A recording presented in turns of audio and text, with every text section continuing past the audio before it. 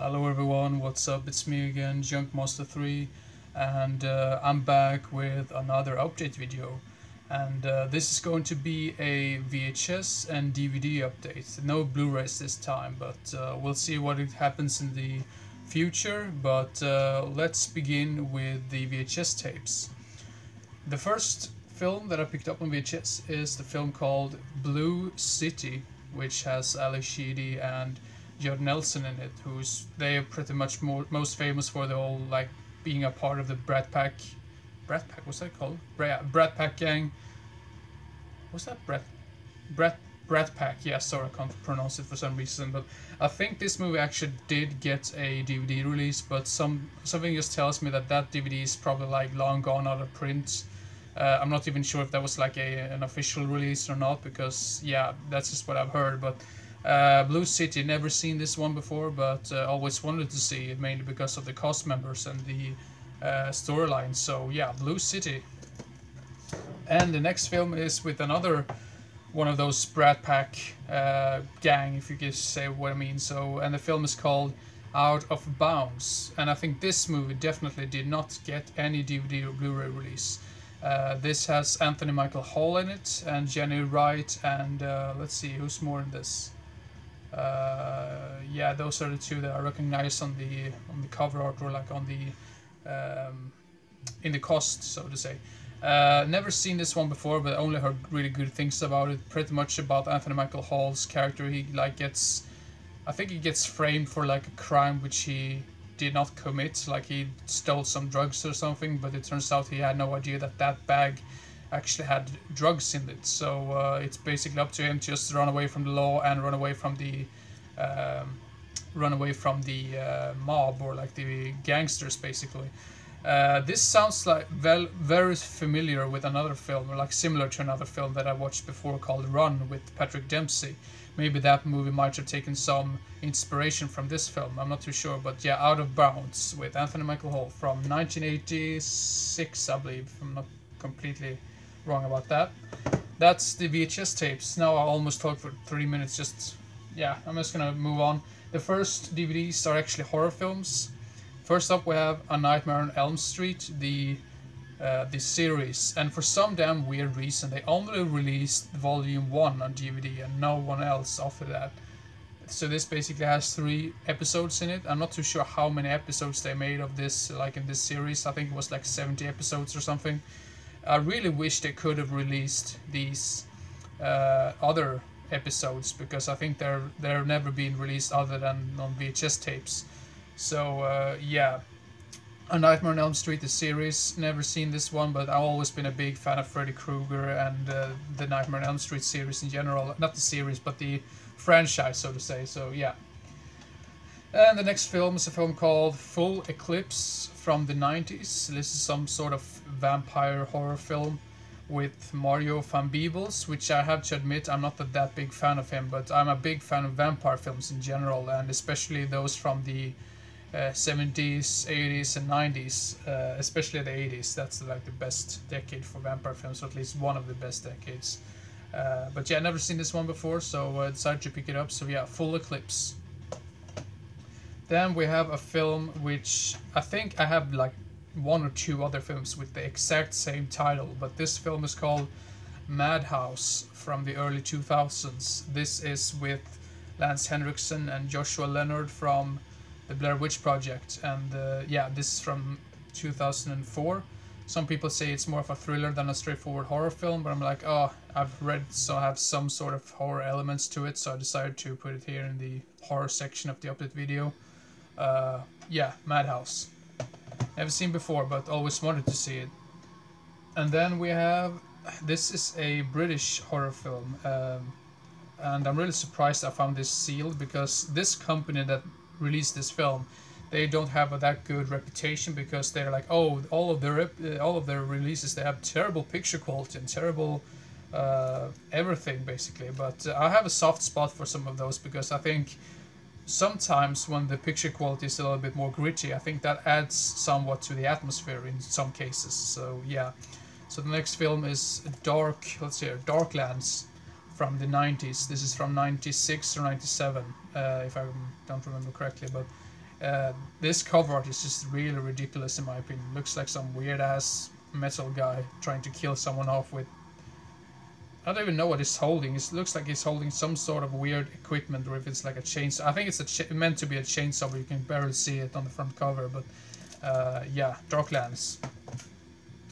Then we have a film called Windshield. I'm not too sure, but it seems like this is some sort of like ghost film. I'm not too sure. I'm not that big fan of ghost films in general, but I've heard good things about this one, so that's the reason why I picked it up. And might have some really good atmosphere in it as well. I mean, as long as it has good atmosphere, I'm all in for it really. Even though it might be a ghost film, at least it might have had really good atmosphere in it. So yeah, it seems like I'm repeating myself over and over again, but yeah, Windshield. And the next film is a film called Evil Angel. This is pretty much a blind buy. The only thing I know about it is it has Ving Rhames in it. But yeah, awesome title really. So I'm like, okay, why not? So maybe some sort of satanic succubus, like from the depths of hell or something, trying to kill some people off or something. That's what I would guess the movie's about. So yeah, Evil Angel. Then we have, I'm not too sure if you could call this a horror film. I've heard it's like a giallo or something. I'm not too sure about that either, but apparently this movie was banned in the UK when it came out for different reasons, which I'm not even gonna discuss here because I'm probably gonna get flagged for that. The film is called What the Peeper Saw, with Britt Ekland, the Swedish actress. Yeah, I don't know what else to say about it. I mean, I mainly picked it up because I've heard it's a controversial film, and I've also heard it's some sort of giallo film. So I'm like, okay, why the hell not? I mean, I really need to see more giallo films in general, so I'm like, why the hell not? So yeah, now I'm repeating myself over again. I'm sorry for that. The next film I've only heard really good, maybe not good things about, but it seems like one of those really so bad it's good type of films. I'm not too sure, but the film is called Locker, the Necrophagus, the director's cut, and this is released by Synapse Films. This is a Dutch horror film or slasher film from the 80s. I think this is a slasher film, not too sure, but I'm a big fan of slasher films from the 80s in general. I mean, I have seen some really, really terrible ones lately, but it is still something that just draws me into it. It's like I'm addicted to slasher films in the 80s, so yeah, Locker, the Necrophagus. Then we have a film which is maybe more of a thriller than a straightforward horror film, but I mainly picked it up because of Kim Delaney and Tobin Bell is in this one. Yeah, Serial Killer from the mid-90s. I think this is straight to video film or like a straight to DVD VHS thing. Yeah, Serial Killer. The next couple of titles are not horror related, so if you don't like that, turn off the video. Just kidding. The next film is a film called The Final Duel, some sort of samurai action type of film from the 80s. Yeah, I have a soft spot for some of those. I mean, I've seen so damn many Godfrey Ho films, and they all feel pretty much the same, so it's really hard to understand which movie is which, because it has so many similar scenes to it. And the next film is a film called Journey to Shiloh. This is one of the very first films that Harrison Ford appeared in. This also has what's his name, James Caan in it. I'm not really sure why, but James Caan, he is a good actor, but something just feels. I mean, I feel he's a little bit overrated, if that makes sense. I still think he's a really good actor, but I just don't see the whole greatness about him. Maybe I'm getting hated by saying that, but that's just my personal opinion. But yeah, Journey to Shiloh. And then we have a drama film, I believe, or thriller. Yeah, a drama thriller, some sort of film.